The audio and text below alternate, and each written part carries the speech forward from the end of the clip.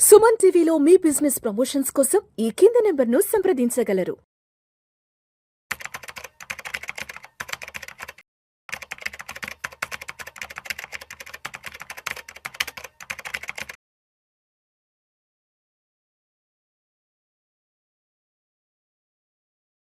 నమస్తే, welcome to Suman TV. నేను విష్ణు.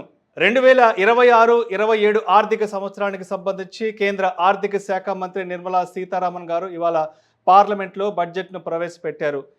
ఈ బడ్జెట్ విలువ దాదాపు 53 లక్షల కోట్ల రూపాయలు. అయితే ఇవాళ ప్రవేశపెట్టిన ఈ బడ్జెట్లో అసలు ఏ రంగాలకు ఎంతెంత మేర కేటాయింపులు జరిపారు, మరి ఆ కేటాయింపుల వల్ల రాబోయే రోజుల్లో ఆయా రంగాలలో ఎంతెంత మేర వృద్ధి రేటు నమోదు చేసుకునే అవకాశం ఉంది.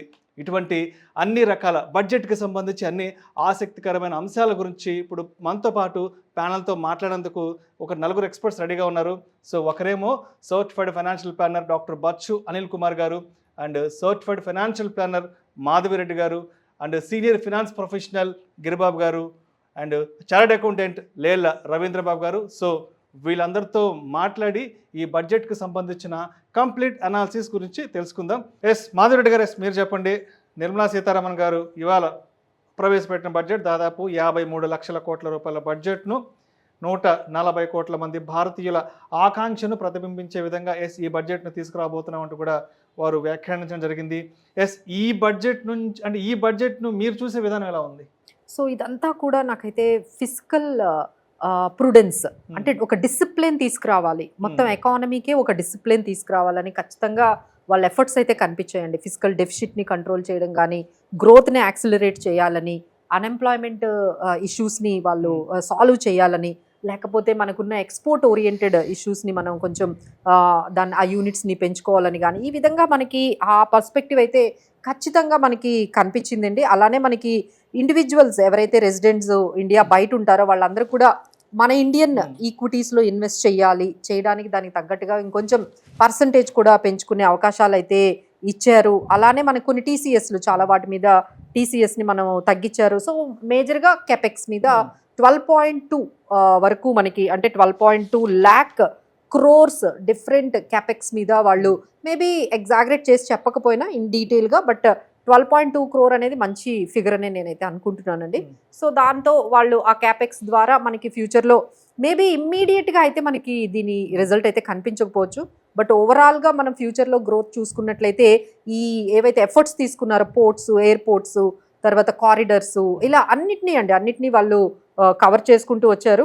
బట్ ఒక్కటే మనకి నచ్చలేదు ఏంటంటే ఈ లాంగ్ టర్మ్ ఏదైతే ఇన్వెస్ట్ చేసిన వాళ్ళు ఉన్నారో వాళ్ళని కొంచెం ఇన్సెంటివైజ్ చేస్తూ ఒక్కసారి అది కూడా వాళ్ళకి ఒక మళ్ళీ 10%కైనా తీసుకురావడం.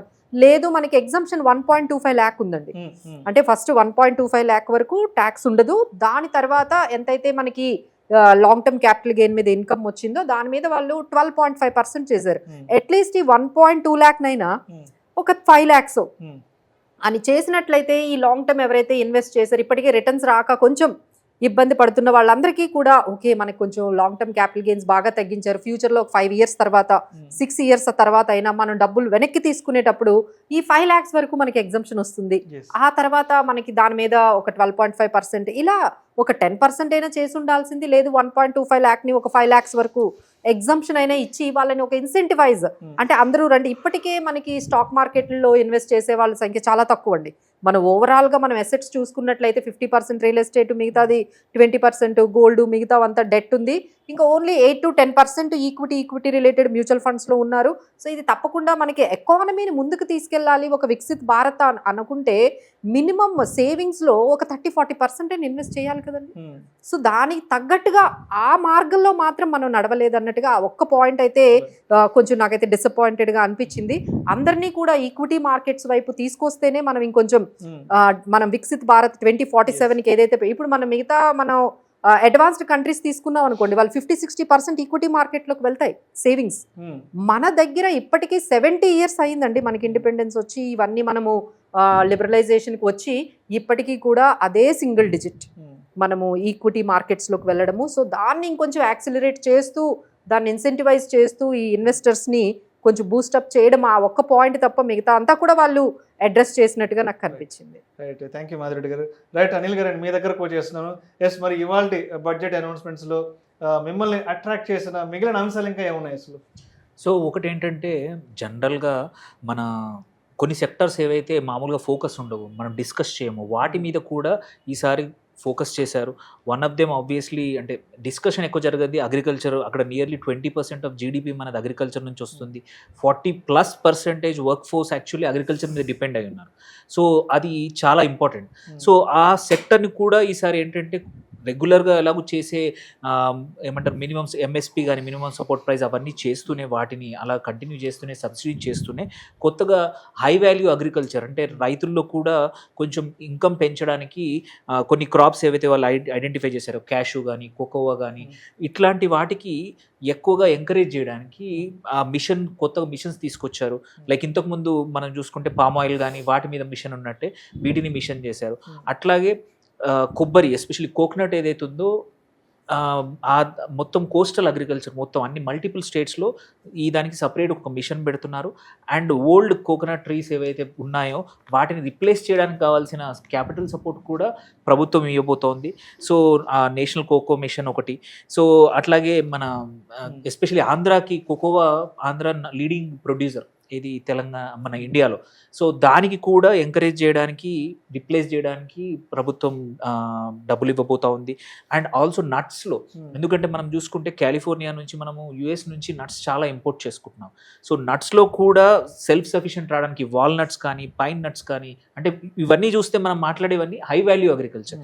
సో వాటిని ఎంకరేజ్ చేయడానికి కూడా ప్రభుత్వం అనేది సపరేట్గా ఇన్ని రోజులు మామూలుగా మనం చూస్తాం ఏంటంటే రెగ్యులర్ ఫుడ్ గ్రెయిన్స్ అక్కడ మనకు సెల్ఫ్ సఫిషియన్సీ ఉంది. ఈవెన్ ఈ సంవత్సరం కూడా 10% పెరిగింది. మన దగ్గర ఎక్సెస్ అమౌంట్ గోడౌన్లో ఉన్నాయి. సో అందుకే ఈసారి వాటి మీద కన్నా హై వాల్యూ అగ్రికల్చర్ మీద ఒకటి ఫోకస్ చేశారు. సైమల్టేనియస్లీ యానిమల్ హస్బెండరీలో కూడా నాట్ జస్ట్ ఇక్కడే కాదు అక్కడ కూడా మన క్రెడిట్ లింక్డ్ సబ్సిడీ ఇవ్వడం కానీ అక్కడ కూడా మంచి కొత్త లైఫ్ స్టాక్ డెవలప్ చేయడానికి దానికోసం అది చేయడం అది కానీ. And at the same time ఫిషరీస్లో కూడా అంతే. అగ్రికల్చర్లో ఏం జరిగిందంటే ఒక కోఆపరేటివ్స్ అంటే ఫార్మర్స్ లోకల్ ఫార్మర్స్ అందరూ కలిసి కోఆపరేటివ్స్ చేసుకోవడం అదే కాన్సెప్ట్ ఇప్పుడు ఫిషరీస్లో కూడా యానిమల్ హస్బెండరీలో కూడా ఎంకరేజ్ చేయబోతున్నారు. సో అది అంటే ఆల్రెడీ చాలా చోట్ల ఏంటంటే ఇట్లాంటి కోఆపరేటివ్ తయారు చేసుకొని ఏంటంటే ఓన్ బ్రాండ్ క్రియేట్ చేసుకొని చాలా సక్సెస్ఫుల్ స్టోరీస్ ఉన్నాయి. సో అలాంటి స్టోరీస్ ఇందులో రావడానికి అదొకటి జరిగింది. సైమల్టేనియస్లీ ఇంకొకటి ఏంటంటే కల్చర్ మనం చూస్తున్నాము.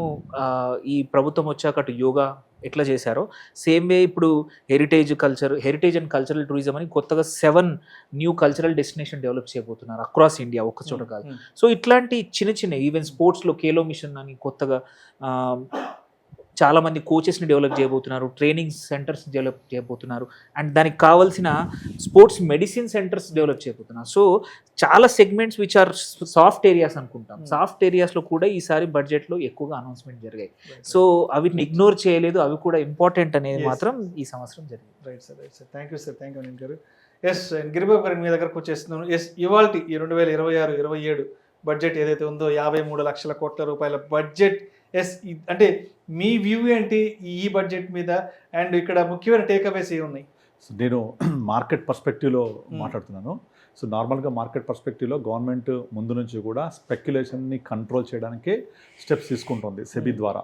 అలాంటి ఒక మంచి స్టెప్ ఎస్టీటీ ఇంక్రీజ్ చేయడం అనేది. అది వాళ్ళ మార్కెట్కి రుచించలేదు. ఎందుకంటే ఎస్టీటీ ఇంక్రీజ్ చేస్తే ఎఫ్ఐఎస్ రారు, వాళ్లకు ఎక్కువ ట్యాక్స్ పడుతుంది. ఎఫ్ఐఎస్ రాకపోతే మార్కెట్స్ ముందుకు వెళ్ళవు. ఆల్రెడీ 2 సంవత్సరాల నుంచి మార్కెట్ నియర్లీ 18 to 19 months నుంచి అసలు మార్కెట్ పెరగట్లేదు. ఇవాళ కూడా నిఫ్టీ 25,000 బ్రేక్ అయ్యి 24,800కి వచ్చేసింది.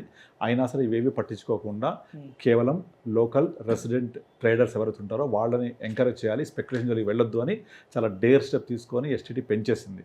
దీనికి కాంట్రాస్ట్గా ఎల్టీసీజీ కనుక కొంచెం ట్రిమ్మింగ్ చేసి ఉంటే కొంచెం బెటర్ ఉండేది. బట్ స్టిల్ అది చేయకపోయినప్పటికీ ఎస్టీటీ పెంచడం అనేది స్పెక్యులేషన్ తగ్గించడానికి తీసుకున్న ఒక మంచి చర్య అని చెప్పొచ్చు. రెండోది, ఇప్పుడు దీని ఇన్వెస్ట్మెంట్ అనే యాంగిల్లోకి ఎందుకు మలుస్తున్నారు అంటే, ఇప్పటికీ క్యాపిటల్ మార్కెట్ చాలా తక్కువ మంది ఉన్నారు. వాళ్ళని ఎంకరేజ్ చేస్తే సేవింగ్స్ లాగా వాళ్ళకు ఉపయోగపడుతుంది, సేవింగ్స్ కమ్ ఇన్వెస్ట్మెంట్ లాగా. సో గవర్నమెంట్ మంచి స్టెప్ తీసుకుంది అంతా long term oriented budget. India grow అయిందంటే ఆటోమేటిక్గా జీడిపి గ్రో అయినట్టు, జీడిపి గ్రో అయిందంటే ఆటోమేటిక్గా మార్కెట్స్ గ్రో అయినట్టు. బికాస్ మార్కెట్, జీడిపి, ఎకానమీ మూడు ఎప్పుడు కూడా ఇన్లైన్ కలిసి వెళ్తూ ఉంటాయి. ఇప్పుడు మార్కెట్ టు జీడిపి మనం క్యాలిక్యులేట్ చేస్తూ ఉంటాం కదా, మార్కెట్ టు జీడిపిలో మనం నియర్ టు అబోవ్ 100% ఉన్నాం. మనం ఇంకా తక్కువ చెప్పాలంటే. అదే మీరు ఫారిన్ కంట్రీస్ తీసుకుంటే 160-170% ఉంటారు మార్కెట్ క్యాప్ టు జీడిపి. మనం ఇంకా చాలా తక్కువ ఉన్నాం. So market cap to GDP ఇంకా చాలా వెళ్ళాలంటే ఇలాంటి స్టెప్స్ తీసుకుంటేనే పాసిబుల్ అవుతుంది. కనుక ఇదే ఒక మంచి growth oriented budget towards the investments into capital market. Yes, thank you Giribabu garu. Yes, Ravindra గారు మీరు చెప్పండి. సో ట్యాక్సేషన్కి సంబంధించి అండ్ ఈ 2026 ఏప్రిల్ నుంచి కొత్తగా మనం చూడబోయే మార్పులు చేర్పులు ఏమున్నాయి అసలు? సో ఈ యువశక్తి బడ్జెట్లో న్యూ ట్యాక్స్ యాక్ట్ వచ్చేసింది. సో న్యూ ట్యాక్స్ యాక్ట్ ఏంటంటే ఎక్కువ యాక్ట్లో ఎక్కువ సెక్షన్లు, సబ్ సెక్షన్లు, పారాలు, క్లాజులు, సబ్ క్లాజులు ఎన్ని వద్దు, సింపుల్గా యాక్ట్ ఉండాలని చెప్పేసి న్యూ ఇన్కమ్ ట్యాక్స్ యాక్ట్ అమల్లోకి వచ్చింది. అది 1 ఏప్రిల్ 2026 నుంచి ప్రతి ఒక్కళ్ళు ఫాలో అవ్వాలి. సో దీనిలో ఏంటంటే ప్రతి ఒక్కళ్ళు కూడా ఈజీగా ఇన్కమ్ ట్యాక్స్ ఫైలింగ్ చేసుకున్నారు, సులభతరంగా ఉండేట్టు చేస్తున్నారు. ఏదైతే అంతకుముందు ఉన్న కాంప్లెక్సిటీస్ అన్ని రిమూవ్ చేసి వాళ్ళు సింపుల్గా ట్యాక్స్ ఫైల్ చేసే విధంగా గవర్నమెంట్ ఫామ్స్ని కానీ వాటన్నిటిని అప్డేట్ చేస్తుంది. నెక్స్ట్ చూస్తే ఏదైతే అంతకుముందు ఇన్కమ్ ట్యాక్స్ రిటర్న్ లేట్గా ఫైల్ చేసినా లేదా రివైజ్ చేయాలన్నిటికీ 31 డిసెంబర్ లాస్ట్ డేట్ ఉండేది. ఆ 31 డిసెంబర్ని 31 మార్చికి చేంజ్ చేశారు. సో అడిషనల్గా 3 మంత్స్ టైం ఇచ్చి మినిమం అమౌంట్ లేట్ ఫీజు కట్టేస్తే అడిషనల్ 3 మంత్స్లో కూడా మనం ఇన్కమ్ ట్యాక్స్ రిటర్న్స్ని ఫైల్ చేసుకోవచ్చు. అదేవిధంగా ఎర్లియర్గా అప్డేటెడ్ రిటర్న్స్ ఉండేవి. సో అప్డేట్ రిటర్న్స్ ఏంటంటే వాలంటరీగా మనం ఏమైనా తప్పు చేస్తే వాటిని మనం చేసుకొని తప్పును చేశాము, సో మేము ఇక్కడ అప్డేట్ చేసుకుంటున్నాము, మా తప్పుని మీరు కొంచెం యాక్సెప్ట్ చేసి తక్కువ పెనాల్టీతో బయటికి రానని ఉండేది.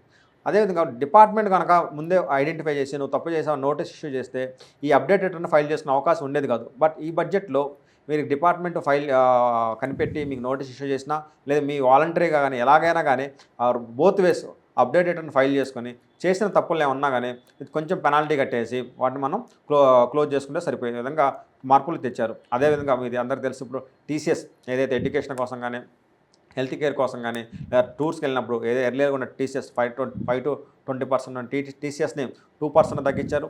అదేవిధంగా టీడీఎస్ వర్క్ ఫోర్స్కి 1 or 2%కి దాన్ని క్లారిటీగా రెస్ట్రిక్ట్ చేశారు. నెక్స్ట్ అదేవిధంగా మోటార్ యాక్సిడెంట్ జరిగినప్పుడు మనకి ఏదైతే ఇన్సూరెన్స్ కంపెనీస్ క్లెయిమ్ వచ్చిందో ఆ క్లెయిమ్స్ మీద కూడా ఎటువంటి ట్యాక్స్ కట్టాల్సిన అవసరం లేదుగా మార్పులు చేశారు. బట్ పర్సనల్ ఇన్కమ్ ట్యాక్స్ ఏదైతే ఉందో బోత్ ఓల్డ్ ట్యాక్స్ సిజంలో కానీ న్యూ ట్యాక్స్ సిజంలో కానీ ఎటువంటి చేంజెస్ చేయలేదు. స్టాండర్డ్ డిడక్షన్లో ఎటువంటి చేంజెస్ చేయలేదు. అదే ఎప్పటి నుంచో ఉన్న 2012-13 నుంచి ఉన్న ఏటీసీ సెక్షన్ 80Cని 1,50,000 ఉంది, ఇప్పుడు కూడా 1,50,000 ఉంచారు. బట్ మిగిలిన చేంజెస్ కొన్ని చేశారు. But last year major changes చేశారు కాబట్టి ఈ ఇయర్ బడ్జెట్లో ట్యాక్సేషన్ గురించి అండ్ పర్సనల్ ఇన్కమ్ ట్యాక్స్ గురించి పెద్దగా చేంజెస్ చేయలేదు. Right.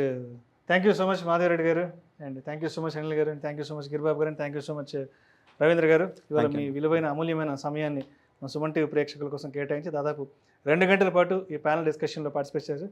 Thank you sir. And అదేవిధంగా ఈరోజు ఈ 2 hours డిస్కషన్ ఇంత సక్సెస్ఫుల్గా జరగడానికి ముఖ్య కారకులైనటువంటి camera team HOD and Mahesh గారికి, అదేవిధంగా కెమెరా క్రూ ప్రేమల్ సింగ్ గారికి, అదేవిధంగా సాయిరామ్ గారికి, అండ్ అదేవిధంగా విక్రమ్ గారికి నా ప్రత్యేక ధన్యవాదాలు తెలియజేస్తున్నాను. Thank you so much. Thank you.